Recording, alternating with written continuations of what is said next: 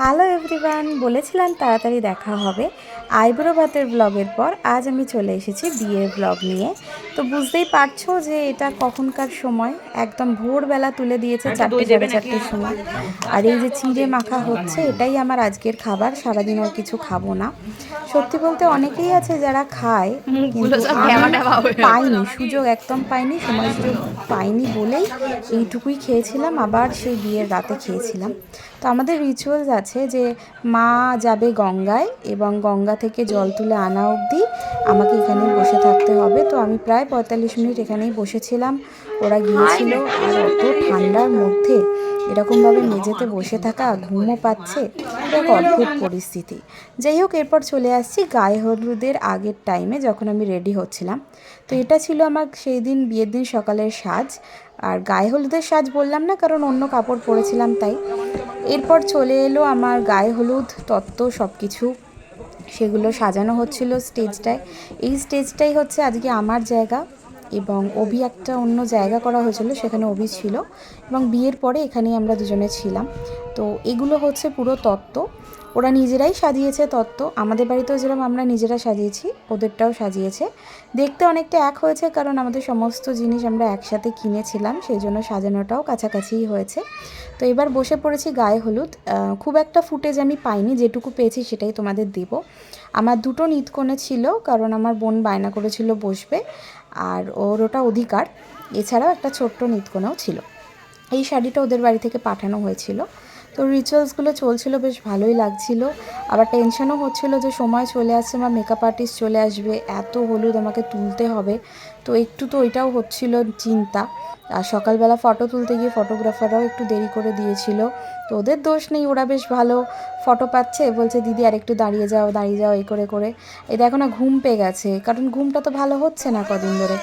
এত হাই তুলেছি এই কদিনে ফটো, যে কত রকম হাই তোলার ফটোগ্রাফাররা তুলেছে, পেলে তোমাদের অবশ্যই দেখাবো। এরপর এটাকে ওরা ম্যারিনেশন নাম দিয়েছিল। এখন একটা নতুন উঠেছে না যে বডি ইয়েলো, তো ওই রকমই একটা ব্যাপার। ওরা খুব সুন্দর করে মাখিয়েছিল, আর এত সুন্দর ফটো উঠেছে এই কদিন। তো আমার সাজ কমপ্লিট হয়ে গেছিলো তাড়াতাড়ি, এতটাই তাড়াতাড়ি নিচে নেমে দেখি দিদারা এখানে ঝাঁট দিচ্ছে।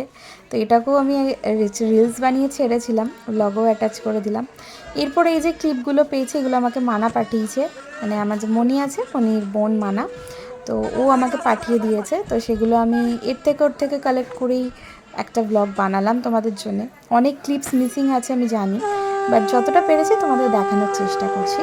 তো মা এরকম চাকা ধুয়ে দিল, এটাই আমাদের রিচুয়াল, চাকা ধুয়ে দিতে হয়।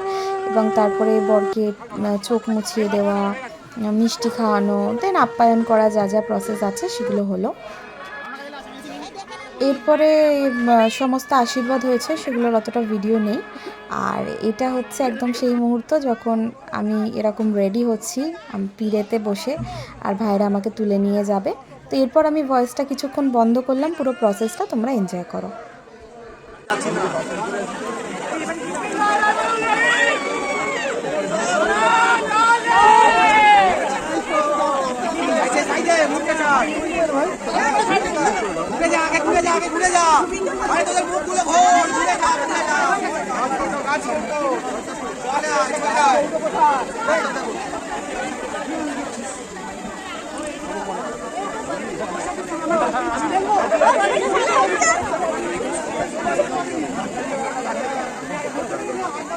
হ্যাঁ বলেন।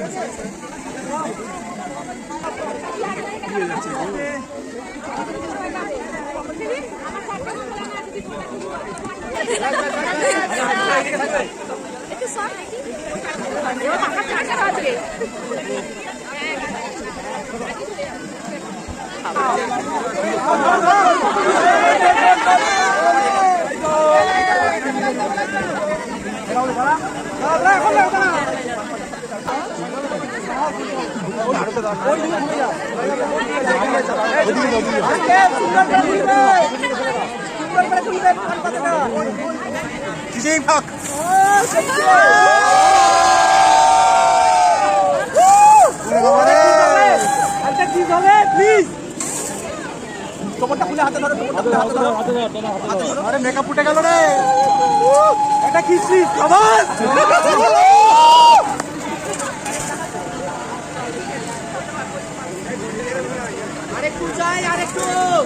মেকআপ মেকআপ মেকআপ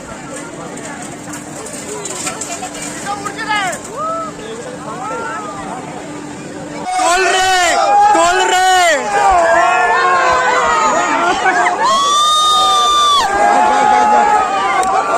কি দেখাচ্ছে হবে না হবে না হবে না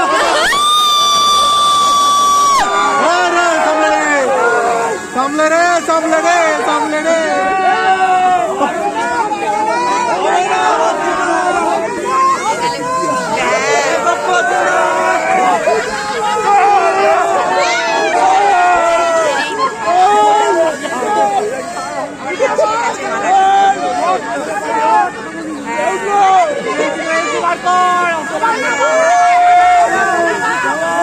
বেশ অনেকটা সময় পুরোপুরি ন্যাচারাল রাখলাম ভিডিওটা, ভয়েস দিলে সেই জিনিসটা নষ্ট হয়ে যেত।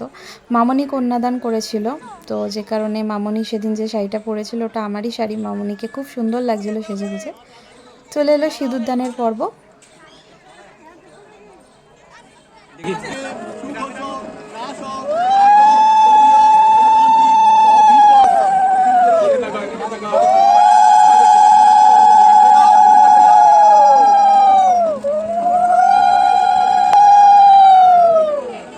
হ্যাঁ ঠিক আছে, একটু দেখি মুখটা কয় গো একটুখানির জন্য।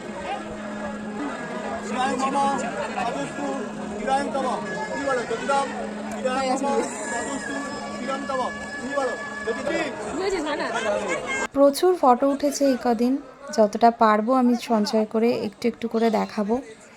আর বিয়ে প্রায় শেষের দিকে, এখন খই পোড়ানো চলছে। ব্যাস, এরপরে বিয়ের পরের মুহূর্তগুলো তোমাদের দেখাই। খেতে বসেছি আমি আর অভি, এবং প্রত্যেকটা ছোট ছোট মোমেন্ট তোমাদের জন্য আমি সব স্টোর করে রেখেছি। আর সবাই খেতে বসেছিল যারা আমাদের জন্য ওয়েট করেছিল রাতে, সেটা ফটোগ্রাফার পার্সন থেকে শুরু করে কিছু রিলেটিভস, কাছের লোকেরা সবাই আমাদের সাথেই খেতে বসেছিল। খাওয়া দাওয়া বলতে নিজের বিয়েতে অনেকেই খেতে পারে না, কিন্তু আমি বলেছিলাম যে আমি যা যা হয়েছে অ্যাটলিস্ট টেস্ট করব।